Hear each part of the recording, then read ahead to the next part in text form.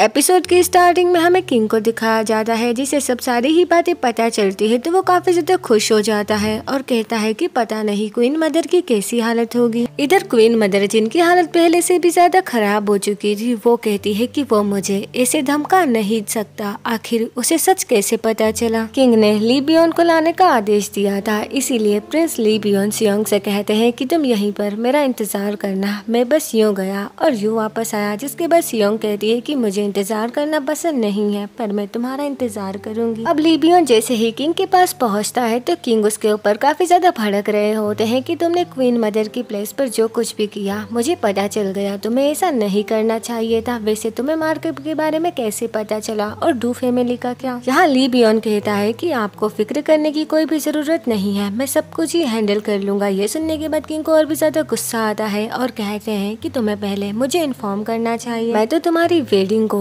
एक royal wedding घोषित करना चाहता था, पर देखने से लग रहा है कि जैसे अभी तुम एक फैमिली को संभालने के लिए तैयार नहीं हो। हमें अभी के लिए तुम्हारी शादी को थोड़ा डिले कर देना चाहिए। ये सुनने के बाद ली बियोन कहता है कि नहीं, ऐसा नहीं हो सकता, वो खुद ही अपनी शादी को देख लेगा। ये सुनने के बाद किंग को काफी ज्यादा गुस्सा आता है और वो कहते हैं कि तुमने क्या कहा, तुम खुद अपनी शादी को संभाल लोगे, मैं तो बस तुम्हें लोगों से क्रिटिसाइज होने से बचा रहा था। इसी के साथ इसी यहीं पर कट हो जाता है। नेक्स्ट सीन में हम सियोन को देखते हैं जो उन्हीं ब्रेसलेट्स को देख रही थी। पहले रात हो चुकी थी और बारिश भी होने लगी थी। ये देखने के बाद सियोंग बारिश से बचने की कोशिश करती भी है पर तभी उसे कोई पानी में पुश कर देता है। यहाँ पर उसके नेल से उसके हाथ पर स्क्रैच भी लग गया था। ली बियोन जब वापस आता है तो देखता है कि सियोन तो कहीं पर भी नहीं है। उसे उसकी काफी ज्यादा फिक्र होने लगती है। आसपास वो उसे ढूंढने लगता है, तभी उसे पानी में उसकी जूती तैरती हुई दिख जाती है। अब वो सीधे पानी में जंप करके अपने हीरोइन को किस कर लेता है। यहाँ पर सियोंग भी उसे किस करती है एंड इसी के साथ ये सीन यहीं पर कट हो जाता है। नेक्स्ट सीन में हम इन दोनों को बाहर देखते हैं जहाँ पर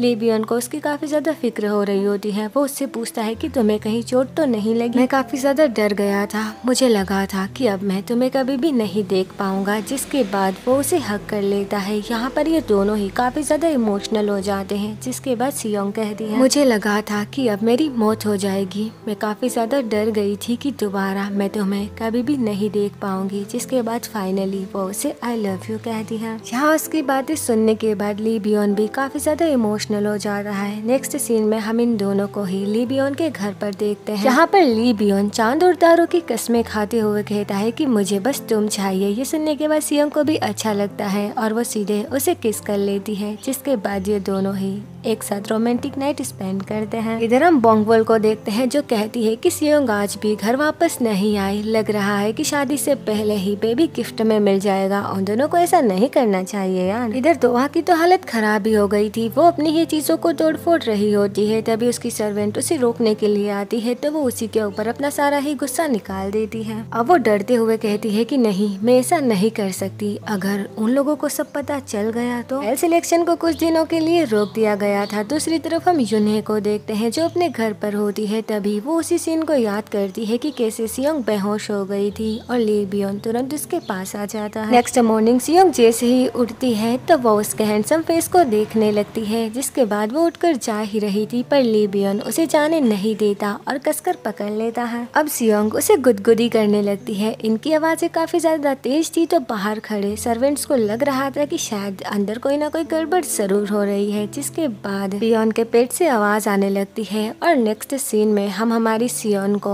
आटे के साथ कुश्ती करते हुए देखते हैं। मतलब वो उसके लिए खाना बना रही है और ये देखने के बाद ली बियोन तो स्माइल करने लगता है। खाना बनाने के बाद वो जैसे ही उसे ली बियोन के पास लेकर आती है तो उसकी काफी ज्यादा तारीफ कर रही थी। जिसके बाद ली बियोन जैसे ही उस खाने को टेस्ट करता है तो उसकी शक्ल से साफ पता चल रहा था कि वो खाना कितना ज्यादा गंदा है। सियोंग कहती है कि मैं रोज ही आपके लिए खाना बना कर लाऊंगी। तो यहाँ पर वो अज्यूम करने लगता है कि कैसे वो बड़े प्यार से उसके लिए खाना बना कर लाएगी। ये देखने के बाद वो जल्दी से सारा ही खाना खाने लगता है जो बहुत ही ज्यादा बेकार बना था। सर्वेंट जैसे ही उस खाने को टेस्ट करते हैं तो तुरंत ही बाहर निकाल देते हैं। उसके बाद हमारी सियोंग कह रही होती है कि वो उसके लिए लंच भी बनाएगी। ये सुनने के बाद ली बियोन तो काफी ज्यादा शॉक्ड रह जाता है। तभी वहाँ बोंगवॉल आ जाती है जो सियोंग से कहती है कि आपको अपने घर वापस चलना चाहिए। सियोंग के पास एक आइडिया होता है, वो अपने फादर के पास जाकर साफ कह देती है कि वो ली बियोन से जल्दी से जल्दी शादी करना चाहती है। ये सुनने के बाद फादर काफी ज्यादा गुस्से में हो जाते हैं और कहते हैं कि तुम रात बाहर नहीं बिता सकती। ये सुनने के बाद सियोंग कहती है कि ठीक है ना, फिर आप मेरी शादी करवा दीजिए, फिर मुझे उसके घर पर रात नहीं गुजारनी पड़ेगी। आप मेरी शादी करके मुझे इस फैमिली से बाहर कर दीजिए। ये सुनने के बाद उसके भाई भी काफी ज्यादा शॉक्ड हो जाते हैं। तभी बाहर ली बियोन आ जाता है जो वेडिंग प्रपोजल लेकर आया था। मदर तो उसे अपना दामाद पहले ही मान चुकी थी, इसीलिए उसे चाय पीने के लिए अंदर आने के लिए कहती है। जिसके बाद ली बियोन स्माइल करते हुए कहता है कि अब वो दामाद बनकर उनके साथ ही रहेगा। ये सुनने के बाद सारे ही भाई काफी ज्यादा शॉक्ड रह जाते हैं और सोचने लगते हैं कि अगर ये हमारे ही घर पर रहा तो हमें इसकी कितनी खातिरदारी करनी पड़ेगी। जिसके बाद शॉक्ड होकर कहते हैं कि नहीं, ऐसा नहीं हो सकता, तुम मेरी बहन से शादी करो और उसे यहाँ से लेकर जाओ। ये सुनने के बाद फिर होना क्या था, बेचारे फादर की तो हालत ही खराब हो जाती है, यानी कि वो बीमार हो जाते हैं। नेक्स्ट सीन में मदर उन्हें समझा रही होती है कि पहले मेरे पेरेंट्स भी हमारी शादी के खिलाफ थे, पर मैंने उनका दिल तोड़कर आपसे शादी। ली बियोन एक अच्छा इंसान है, वो हमारी बेटी को हमेशा खुश रहेगा, आप उन दोनों की शादी करवा दीजिए। पर फादर कहते हैं कि तुम्हें नहीं पता कि ली बियोन कैसा आदमी है। इधर सियोंग सोच रही होती है कि आखिर फादर शादी के लिए क्यों नहीं मान रहे। तभी उसे पता चलता है कि उसे कोल्ड है। यहाँ पर बोंग उससे पूछती है कि क्या कल रात को कुछ हुआ था। सियोंग जैसे ही याद करती है तो उसे याद आता है जिस लड़की ने उसे पानी में पुश किया था, उसकी जूती उसने देख ली थी। अब वो उसे पहचान लेती है कि ये तो दोवा ही है। उसे उसके ऊपर काफी ज्यादा गुस्सा आता है। वो सीधे उससे मिलने के लिए पहुंच जाती है और कहती है कि तुमने मुझे पानी में पुश क्यों किया, मैं तुम्हें सुधरने का एक मौका दे रही हूँ। मैं प्रिंस बियोन को भी इस बारे में कुछ भी नहीं बताऊंगी कि तुमने मुझे पानी में पुश किया था, पर तुम्हें मुझसे माफी मांगनी होगी। ये सुनने के बाद दोवा साफ इनकार कर देती है और उसे मारने के लिए अपना हाथ उठाती है। सियोंग उसके हाथ को पकड़ लेती है और हाथ पर स्क्रैचेस को देखकर कहती है कि वो तुम ही थी, अगर तुम ऐसे ही करती रही तो तुम्हारी मौत हो जाएगी। ये सुनने के बाद दोवा को गुस्सा आता है और वो कहती है कि वो अकेले नहीं मरेगी। पहले दूसरी तरफ हम सूग्योंग को देखते हैं जो सिलेक्शन रुकने की वजह से काफी ज्यादा खुश था। वो अपने साथ वाइन भी लेकर आया था। यहाँ पर ली बियोन उसे खुश देखकर स्माइल करने लगता है और वो दोनों ही अपने पहले प्यार के बारे में बातें करने लगते हैं। यहाँ पर ली बियोन उसे फर्स्ट स्टेप लेने के लिए कहता है। ये सुनकर सूग्योंग काफी ज्यादा खुश हो जाता है और उससे कहता है कि मैंने सुना है कि किंग ने तुम्हें बुलाया था और उन्होंने तुम्हारी वेडिंग को डिले करने के लिए कहा है। अब वो उसे ये भी बताता है कि प्रिंस सियोंग्योन यहाँ पर वापस आने वाले हैं, अगर कुछ हुआ तो। ये सुनने के बाद ली बियोन एक पास्ट सीन को याद करने लगता है जहाँ पर वो उसी प्रिंस के सामने खड़ा था और कहता है कि तुम्हारी वजह से मेरे पेरेंट्स की मौत हो गई, तुम्हें ऐसे ही जानवरों की तरह अपनी लाइफ जीनी चाहिए। इसी के साथ ये सीन यहीं पर कट हो जाता है और प्रेजेंट में हम उसी प्रिंस को देखते हैं जो एक नाव में था। पहले यहाँ पर भीड़ काफी ज्यादा होती है तो वो बीमार होने की एक्टिंग करने लगता है, जिसके बाद आधे लोग वहाँ से बाहर चले जाते हैं और फिर वो टांगे फैलाकर वहीं पर सो जाता है। मतलब ये कितना बड़ा वाला कमीना है। अब जैसे ही वो बाहर आता है तो एक सिपाही उसे लेने के लिए आया था। यहाँ से उसे पालकी में उठाकर ले जाया जा रहा था। तभी वो ली बियोन के घर के सामने उतर जाता है और कहता है कि यहाँ से वो अकेले ही चला जाएगा। अब वो चलते चलते मार्केट में आ जाता है और यहाँ की सारी ही चीजों को देख रहा था। आगे जाने के बाद उसकी मुलाकात हमारी सियोंग से होती है। वो उसे देखकर कहता है कि क्या तुमने मुझे पहचाना। ये सुनने के बाद वो याद करने की कोशिश करने लगती है कि आखिर ये चिंदी कौन है। उसे कुछ याद नहीं आता, फिर भी वो कह देती है कि हम दोनों काफी लंबे वक्त बाद मिल रहे हैं। ये सुनने के बाद सियोंग्योन कहता है कि हाँ तुमने ठीक कहा, हम दोनों 10 साल बाद मिल रहे हैं। तुम्हें याद है कि बचपन में कैसे हम दोनों ने शादी करने का प्रॉमिस किया था। सियोंग तो हैरान हो जाती है। तभी बोंगबुल उसे आवाज देकर बुला लेती है। अब ये दोनों छुपकर उसे देख रहे थे कि आखिर ये कौन है। नेक्स्ट सीन में हम ली बियोन को देखते हैं जो काफी ज्यादा परेशान दिखाई दे रहा था। तभी उसका सलाहकार उसके पास आता है और कहता है कि ये आपके लिए एक अच्छी अपॉर्चुनिटी हो सकती है, आप वो कर सकते हो जो एक ऑर्डिनरी कपल करता है, आप हर दिन खुश रह सकते हैं। नेक्स्ट सीन में हम इन दोनों को मार्केट में घूमते हुए देखते हैं। पूरा ही मार्केट खाली था तो इन्हें समझ में नहीं आ रहा होता, पर तभी उनके सामने प्रिंस ली बियोन आ जाता है और वो लोग समझ जाते हैं कि उसी ने आज मार्केट को खाली करवा दिया। अब ली बियोन उसका हाथ पकड़कर उसे मार्केट घुमा रहा होता है। यहाँ पर सियोंग काफी ज्यादा खुश हो जाती है। दूसरी तरफ हम यूने को देखते हैं जो छोटे बच्चों के साथ होती है और उन्हें खाने के लिए कुछ दे रही थी। तभी वहाँ सूग्योंग आ जाता है। यहाँ बच्चों को देखने के बाद वो अपने पास्ते की बातें करने लगती है तो सूग्योंग कहता है कि मुझे पता है तुमने अपनी लाइफ में बहुत ही ज्यादा सफर किया है, और कहता है कि मुझे बच्चे बहुत ही ज्यादा पसंद है। ये सुनने के बाद यूने भी कह देती है कि तुम एक अच्छे हस्बैंड बनोगे। और ये सुनने के बाद फिर होना क्या था, सूग्योंग तो ब्लश करने लगता है और तभी उसके पेट से आवाज आने लगती है, मतलब उसे भूख लगी है। इधर ली बियोन को मार्केट मार्केट में घूमते हुए एक छोटा बच्चा मिल जाता है। वो उसके पास जाता है और कहता है कि तुम ये कर सकते हो, पर वो छोटा बच्चा मना कर रहा होता है। जिसके बाद ली बियोन ही उस गेम को खेलने लगता है और वो उस गेम में बहुत ही ज्यादा अच्छा था। उसे खुश देखकर सियोंग भी स्माइल करने लगती है। जिसके बाद ली बियोन कहता है कि वो अपने बच्चों के साथ भी ऐसे ही रहेगा। कम से कम उन दोनों के 10-12 बच्चे होंगे और वो बच्चों के कपड़े भी देखने लगता है। ये देखने के बाद सियोंग शर्माते हुए वहाँ से भागी जाती है। अब हम इन दोनों को खाना खाते हुए देखते हैं, जहाँ पर टेस्टी फूड खाने के बाद सुग्योंग काफी ज्यादा इमोशनल हो जाता है और कहता है कि जब भी मैं टेस्टी फूड खाता हूँ तो मुझे मेरी मदर की याद आ जाती है। उन्हें भी इमोशनल होकर कहती है कि आपको अपने दिल की बात किसी को बतानी चाहिए। जिसके बाद वो अपना हैंकी उसे दे देती है। वो दोनों खाना खा ही रहे होते हैं, तभी सुग्योंग की नजर अपने फादर पर पड़ती है और वो उनसे छुपकर वहाँ से बाहर निकल जाता है। अब वो चुपके से उन्हें देख ही रहा था, तभी फादर उसके पीछे आ जाते हैं और उसे घर चलने के लिए कहते हैं। यहाँ पर सुग्योंग उन्हें समझाने की कोशिश भी करता है, पर फादर उसके ऊपर काफी ज्यादा गुस्सा करते हैं। इधर यूने कहती है कि खाना ठंडा हो रहा है, पता नहीं ये कहाँ पर चला गया। इसी के साथ ये सीन यहीं पर कट हो जाता है। नेक्स्ट सीन में हम इन दोनों को ही फ्लावर शॉप पर देखते हैं। तभी अचानक से एक बी आकर सियोंग के सर पर बैठ जाती है। ली बियोन उसे पकड़ लेता है और कहता है कि तुम इस सिटी के